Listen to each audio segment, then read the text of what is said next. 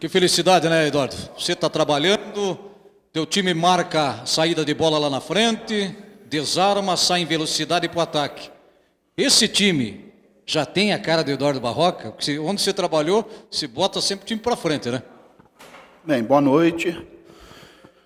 Hoje a gente teve realmente uma boa atuação, a gente conseguiu um placar elástico.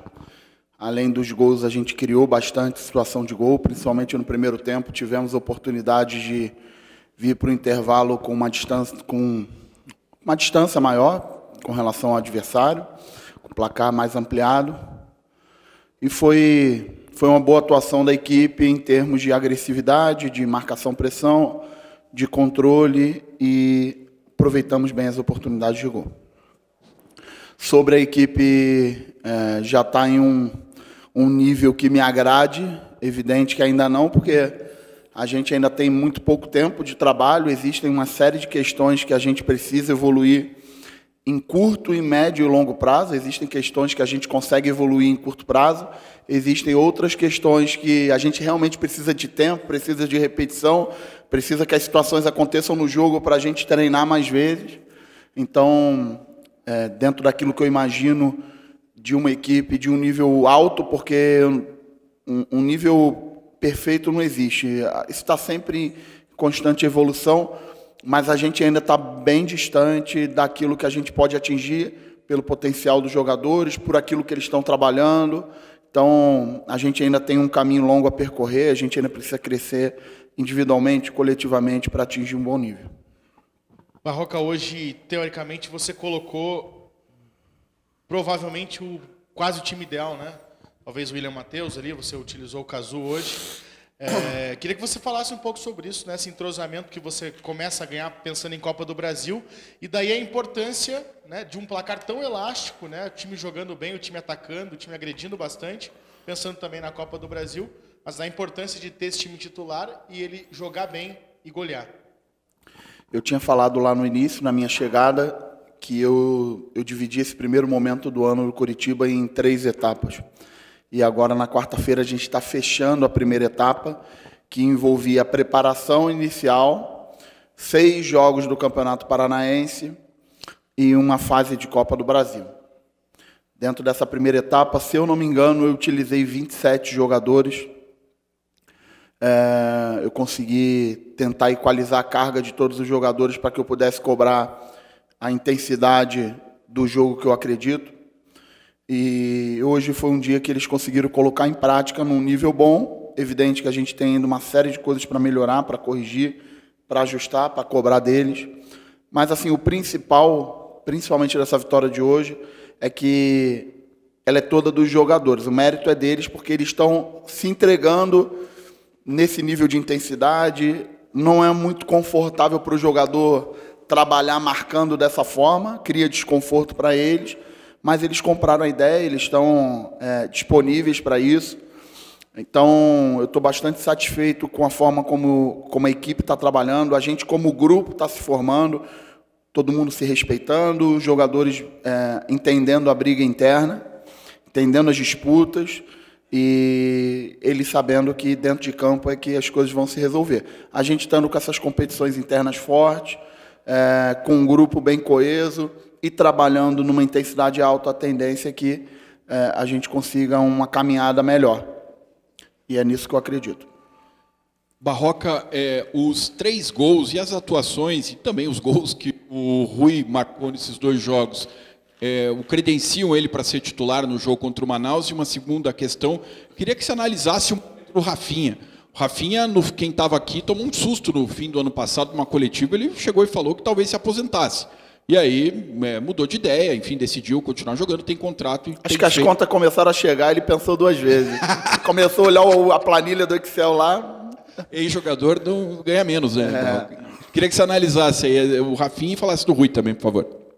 Sobre o Rui, eu ainda não defini o que eu vou fazer na quarta-feira, ainda estou vivendo o pós-jogo de hoje, mas acho que é um jogador que merece, é um jogador que trabalhou muito sério, está buscando seu espaço. Talvez tenha sido, num curto espaço de tempo, o jogador que tenha tido maior ganho físico em todos os sentidos, um jogador que entrega números físicos extremamente expressivos quando está em campo. É um jogador com uma relação com a bola muito boa, que me agrada, um jogador que tem bola parada. Então, eu fico muito feliz pela equipe, porque ele tem conseguido ajudar a equipe, tem conseguido ser decisivo. E quando o cara trabalha dessa forma, busca, a gente também fica feliz pelo indivíduo. É um jogador bem quisto por todo mundo e um jogador que vai ser muito importante aí na nossa caminhada. Sobre o Rafinha, um jogador que eu já sofri muito jogando contra, já sofri muito mesmo. Falei com ele, eu lembro de um jogo em 2011 que eu vim com o Bahia aqui, um jogo que era extremamente importante para a gente, foi um 0-0 aqui, que ele jogou demais. Foi em 2010 ou 11, acho que foi 2011. É um jogador que eu joguei várias vezes contra e sempre me agradou muito. Acho que a característica de jogo dele tem tudo a ver com a forma como eu penso o futebol. É um jogador com uma relação com a bola muito boa, com agressividade, um jogador ofensivo, um jogador corajoso. Então, ele tem muitas qualidades que têm a ver com aquilo que eu penso para um jogo de futebol, principalmente para os homens de frente, então estou bastante satisfeito. É um jogador que está fazendo um bom início de temporada com a gente. Barroca, para nós aqui que acompanhamos de fora, é meio óbvio assim, a importância de uma vitória antes do jogo talvez mais importante da temporada neste momento. Mas o que significa uma vitória, ainda mais de como ela se tornou, ela se moldou nesse jogo de hoje, goleada? O que significa para vocês uma vitória dessa antes de um jogo tão importante? Eu acho que a gente tem que dividir bem a lógica desse processo. A vitória significou muito para a gente, porque a gente conquistou mais 3 pontos do Campeonato Paranaense, a gente assumiu a liderança provisória, a gente evoluiu um pouco no nosso jogo ainda mais, a gente conseguiu colocar em prática coisas que a gente treinou, que eu cobrei deles que tinham acontecido nos jogos anteriores. Talvez tenha sido o jogo que a gente mais entregou números. Se eu não me engano, a gente cruzou 18 bolas, a gente finalizou mais de 21 vezes, finalizamos mais que o triplo que o adversário. Com certeza, se a gente fizer a posse de bola desse jogo, deve ter tido mais de 70%. No geral, a gente deve ter tido pelo menos o dobro de posse que o adversário no campo de ataque. Eu trabalho muito em cima de metas quantitativas para eles, porque eu entendo que o somatório dessas metas nos aproximam da vitória. Acho que hoje foi um dia especial nesse sentido. E quarta-feira é uma competição diferente, uma competição muito especial, porque existe uma expectativa alta, em um jogo eliminatório que é totalmente diferente. Então, a gente precisa ainda hoje viver um pouquinho desse pós-jogo. Amanhã a gente vai viajar e a gente precisa ter a capacidade de virar a chave de uma competição para outra. A gente precisa ter a capacidade de entender que no jogo de hoje a gente também teve alguns problemas que a gente precisa corrigir, ajustar e exaltar, mostrar para eles tudo de bom que eles fizeram na partida de hoje, para que a gente possa repetir um jogo de quarta-feira.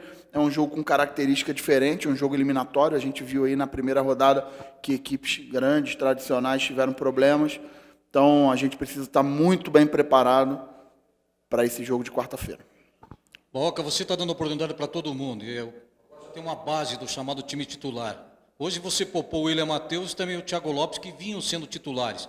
Dá para dizer que as 2 mexidas talvez sejam estas? O William Matheus entra no lugar do menino, que está começando, e fica essa dúvida agora entre Rui e Thiago Lopes no time para jogar quarta-feira? Então, eu deixei mais ou menos assim a lógica da equipe muito clara. O William Matheus era um jogador que era risco para o jogo de hoje, e eu entendia que não valeria a pena correr esse risco com ele.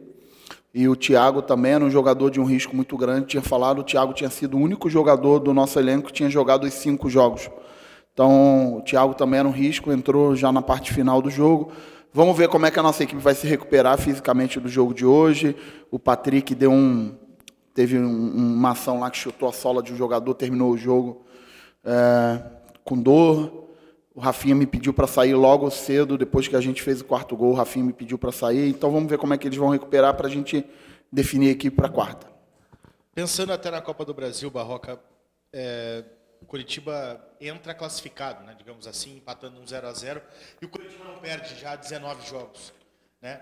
Mas, em compensação, nesse ano, levou gols em 5 dos 6 jogos. Te preocupa isso, né, ainda nesse momento? Preocupa.